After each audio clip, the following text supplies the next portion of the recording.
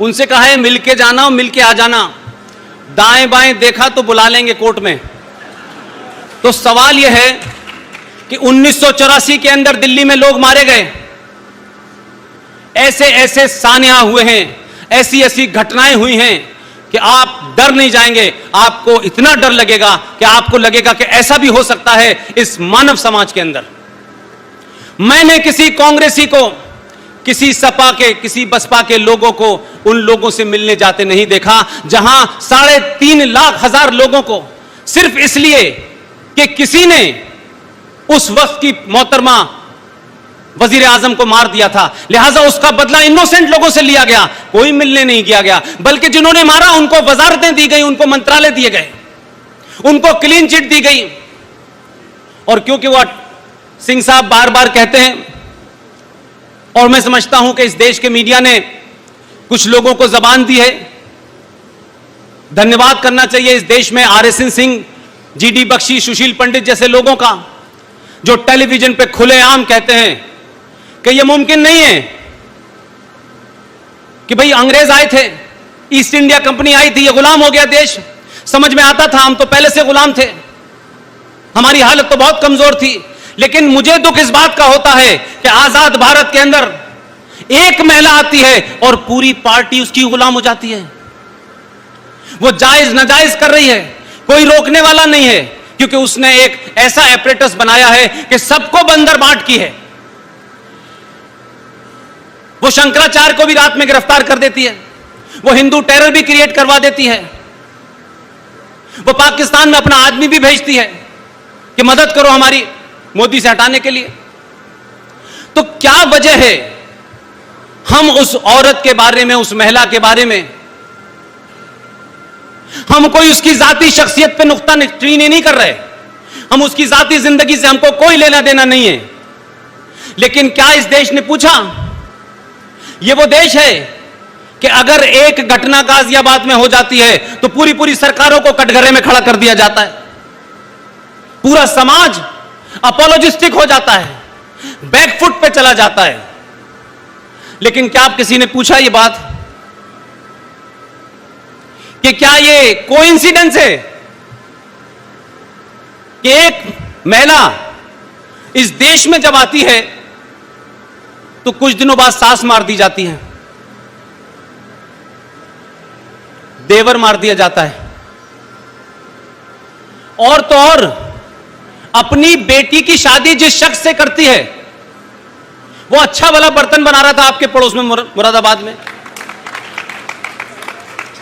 उसके खानदान में सब ठीक चल रहा था, उसके पिता की कमरे में लाश मिलती है, भाई होटल में मरा पाया जाता है, बहन एक्सीडेंट में मारी जाती है। क्या देश इसको नहीं पूछेगा कि ये कैसे मर रहे हैं भाई? नहीं पूछा किसी ने। उसी के दौर में आप सोचिए कि हिंदुस्तान के 2 बड़े कद्दावर लीडर, उनकी पार्टी क्या है नहीं क्या है वो मेरा विषय नहीं है, वो देश के लोग थे, इस पार्टी में चले गए उस पार्टी में चले गए और आना जाना लगा रहता है। एक माधवराव सिंधिया का नया जहाज जिसमें देश के 5 पत्रकार बैठे हुए थे, उसमें हवा में क्या हुआ कि 5 लोग मारे गए, माधवराव सिंधिया की मौत हो गई। आप बताइए, मुझसे सारे लोग बड़े हैं, किसी अखबार में इस बात का सवाल उठा कि इसके ऊपर कमीशन बैठना चाहिए, जांच बैठनी चाहिए? यह सवाल ही नहीं उठा। उसी पार्टी का दूसरा कद्दावर नेता राजस्थान जाते में सड़क में मार दिया जाता है, भूतपूर्व गृह मंत्री होता है राजेश पायलट, इस पे सवाल नहीं उठता, इसके ऊपर कोई कमीशन नहीं बनता। लेकिन जस्टिस लोहिया की मौत कैसे हुई थी, उसमें एजेंडा था, उसके लिए पूरा देश चिंतित था। और अब तो पूरी दुनिया के सामने सबको पता चल गया। आप ही के बीच में से लोग उठे और उन्होंने कहा कि ये जो थ्योरी चल रही है, इस थ्योरी के अलावा भी एक थ्योरी है, उस थ्योरी को कनेक्ट किया और कनेक्ट करके एक किताब लिख दी। और एक हमारे दोस्त ने उस किताब के ऊपर एक फिल्म बना दी और वो फिल्म आप सबके सामने है। उस फिल्म के अंदर जितने भी तथ्य दिए गए हैं वो 1100% सच्चे हैं। ओरिजिनल हैं, कोई मैनिपुलेशन नहीं है, और उस फिल्म का नाम है ताशकंद फाइल। आप देख लेंगे उसको जाकर के, तथ्यों और कागजों के साथ देख लेंगे। 40-40 देशों से उसमें साक्ष्य जुटाए गए हैं, तब वो फाइल बनी और 2019 में पता चला कि भाई शास्त्री जी की मौत कैसे हुई थी। तो मैं ये मानता हूं कि अगर आप अलर्ट होते हैं और समाज जाग जाता है तो फिल्में भी बनती हैं, किताबें भी लिखी जाती हैं, सवाल भी उठते हैं। और अब तो ये लग रहा है कि कहीं ऐसा ना हो कि अभी तो हिंदू टेरर थ्योरी के पिताजी अंदर गए हैं। मैं अभी सिंह साहब से 3 दिन से कह रहा हूं कि हिंदू टेरर थ्योरी के पिताजी तो किन्हीं और कारणों से गए हैं, वो भी मामला आएगा, वो अलग बात है। लेकिन चचा दिग्गी सुनाई नहीं दे रहे आजकल कहीं, उनका कोई बयान नजर नहीं आ रहा। वो कहीं किसी महफिल में किताब का रिबन काट नहीं रहे, किसका रिबन काट रहे हैं ये पता ही नहीं चल रहा। तो सवाल यह है कि जब सत्ता के पीछे शक्ति के साथ उसका समाज खड़ा होता है तो 370 भी हटता है, चिदंबरम अंदर भी जाता है। और थोड़े दिन की बात और है, आज 28 तारीख है, 30 तारीख को अखबार के घोटाले में जो बेल पर हैं उन पे भी कार्रवाई शुरू होने वाली है।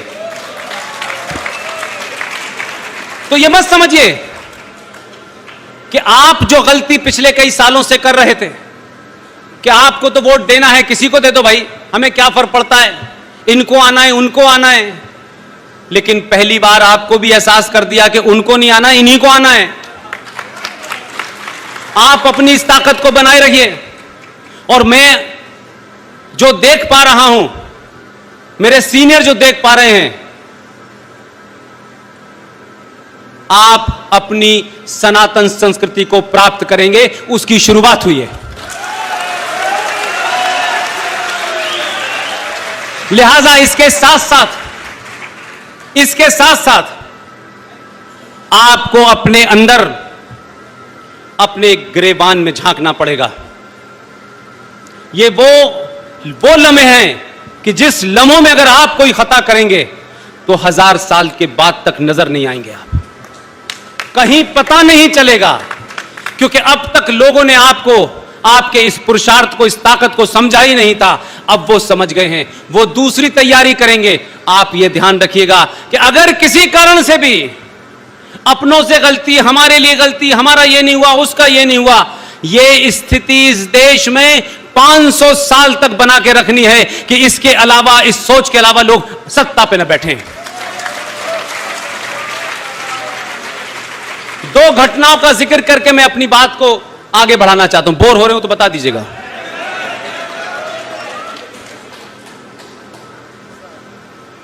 मैं अभी बॉम्बे गया, वहां एक निहायत पढ़ी लिखी और इसी उत्तर प्रदेश की बहू थी। वो, उन्होंने मुझे टेलीफोन किया कोई महीने 1.5 महीने पहले। तो जम्मू कश्मीर के सिलसिले से कुछ दलितों का भी एक सिलसिला है, वो पहले भी मैं आपके सामने बयान कर चुका हूं और वो इससे जुड़ा हुआ है। तो जब भी जाता था तो मैं उस घटना को बताता था और साथ साथ ये भी कहता था कि पूरी दुनिया में कोई किसी से कितनी भी नफरत कर ले, लेकिन वो नफरत, उस नफरत को संवैधानिक तौर पे जस्टिफाई अगर कहीं किया गया है तो वो है जम्मू कश्मीर। उन्होंने बहुत सारी चीजें सुनी। उन्होंने बॉम्बे में बहुत लोगों को बताया कि 1957 में जम्मू कश्मीर के अंदर 200 वाल्मीकि लोगों के साथ क्या हुआ। पढ़ी लिखी डॉक्टर हैं, बहुत पढ़ती हैं, संजीदा हैं। तो बड़ी मायूसी के साथ उन्होंने मुझसे कहा कि पुष्पेन जी, क्या मैं आपको भाई कह सकती हूं? मैंने कहा कहिए, इसमें किसने रोका है आपको भाई? बोली मैं आपको राखी बांधना चाहती हूं।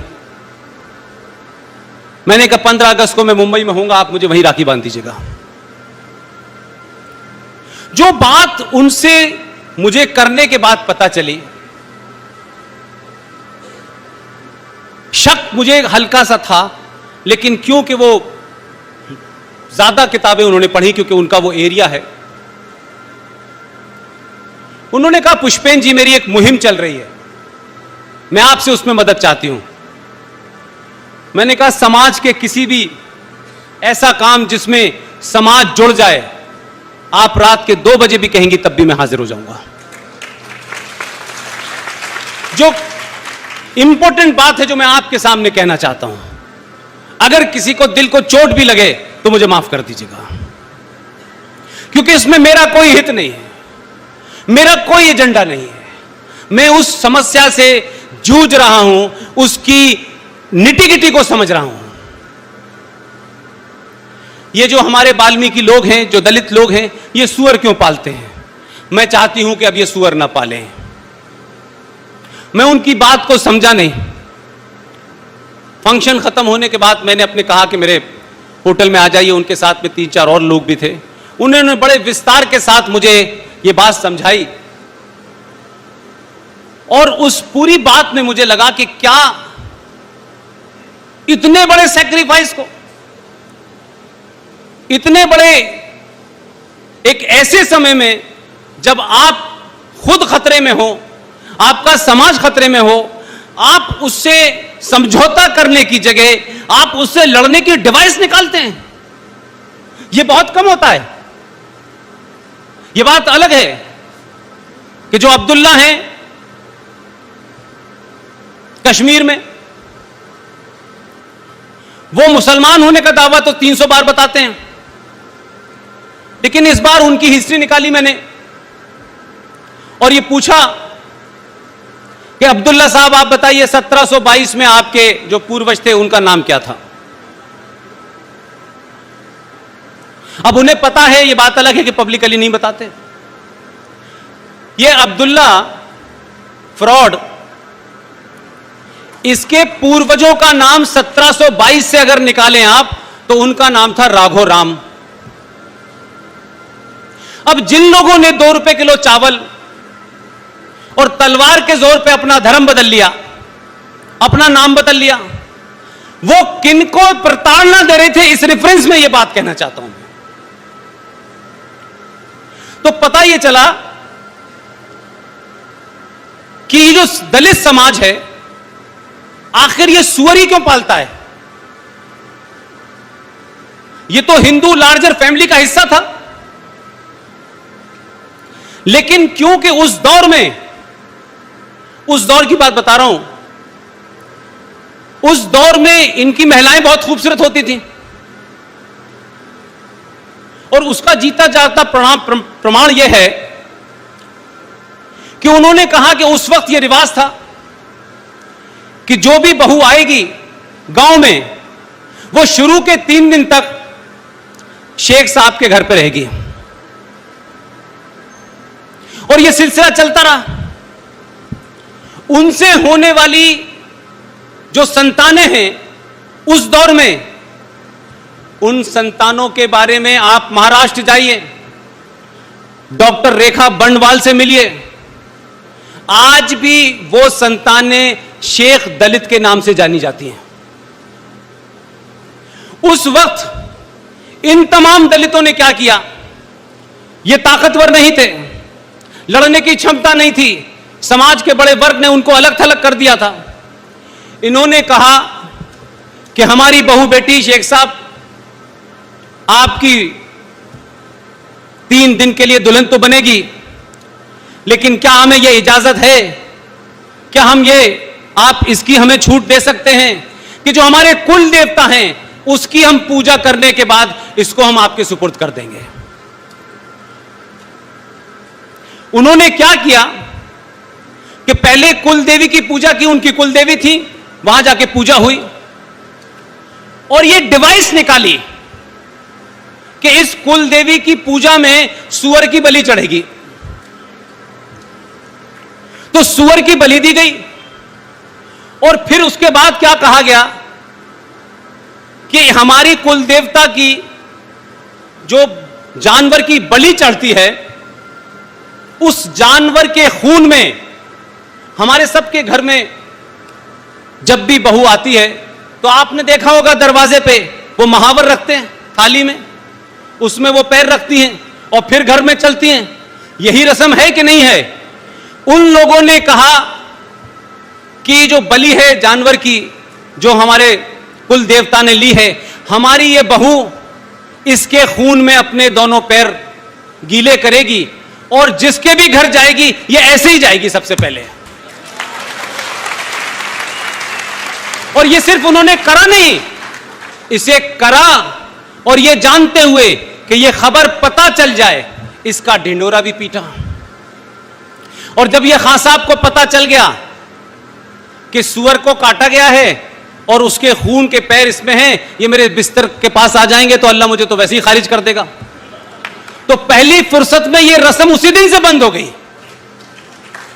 तो जो हजारों साल से जिनके पास ऑप्शन थे, जिनके पास ऑप्शन खुला हुआ था अब्दुल्ला की तरह, उन्होंने उस ऑप्शन को नहीं चुना। वो आज भी हैं।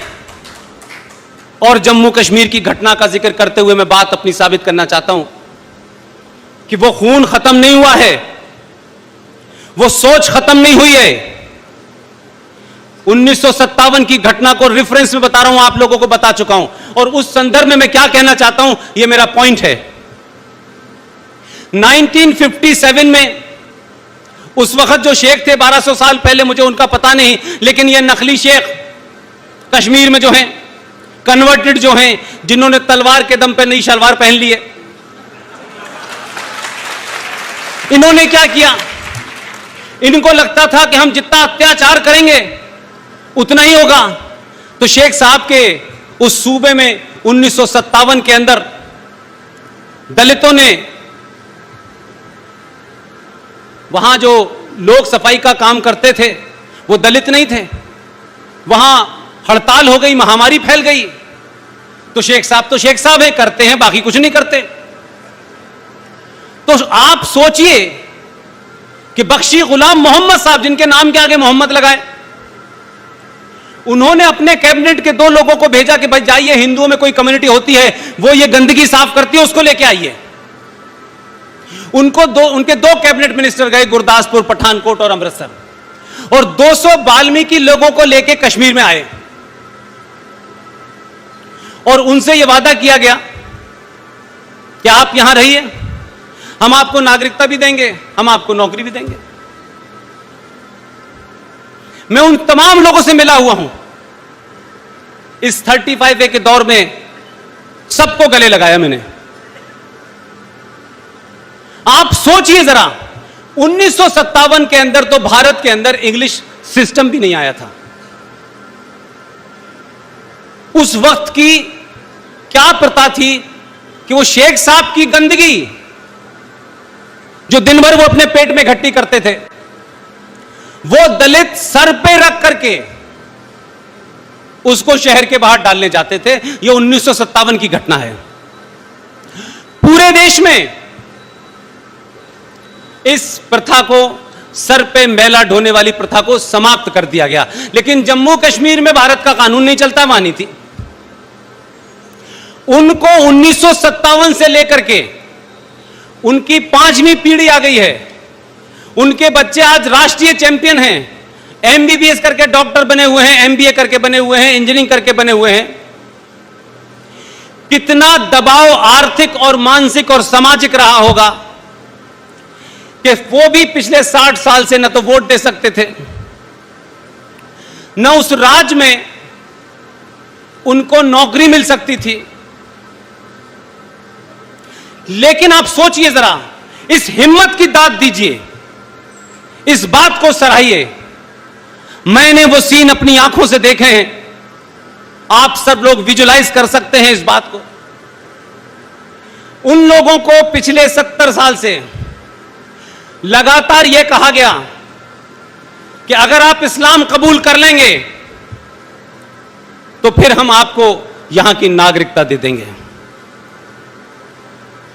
सोचिए कि उनकी 5वीं पीढ़ी में आज युवा बच्चे कंप्यूटर से, मोबाइल से खेल रहे हैं, बड़े बड़े कॉलेज में हैं, बड़ी बड़ी डिग्री लेके आए हैं। उसके बावजूद भी आज के दौर के अब्दुल्ला और मुफ्तियों को शर्म आनी चाहिए कि जो उन्होंने 1200 में नहीं किया वो उन्होंने 1957 में भी नहीं किया। आज हमारे देश में मुझे बड़े अफसोस के साथ कहना पड़ रहा है कि लोगों की बड़ी बड़ी जातियां होती हैं, लोग बड़ा अपनी जाति का घमंड देते हैं, लेकिन मैंने तो सुना है कि